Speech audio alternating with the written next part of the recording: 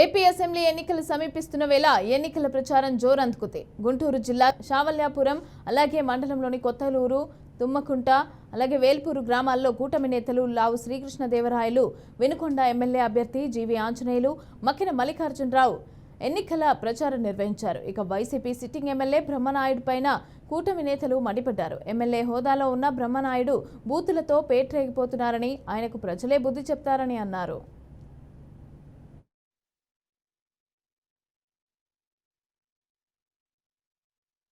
అన్నా బ్రహ్మనాయుడు, మీరు పెద్దవారు,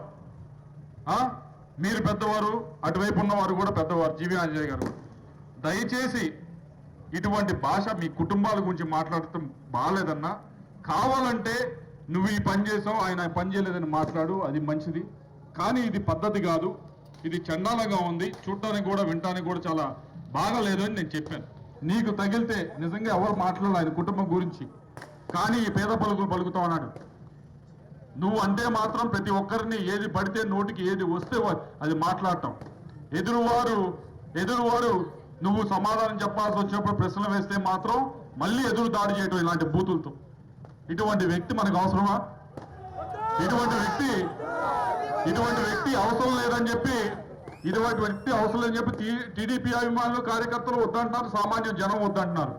విచిత్రమైన విషయం ఏంటో తెలుసా? వైఎస్ఆర్సీపీలో ఉన్న నాయకులు, కార్యకర్తలు కూడా వద్దంటున్నారు. ఎందుకు అంటే ఆయన దగ్గరికి వెళ్తే వారు కూడా ఇలాంటి బూటు పర్రానే వినాల్సి వస్తా ఉంది.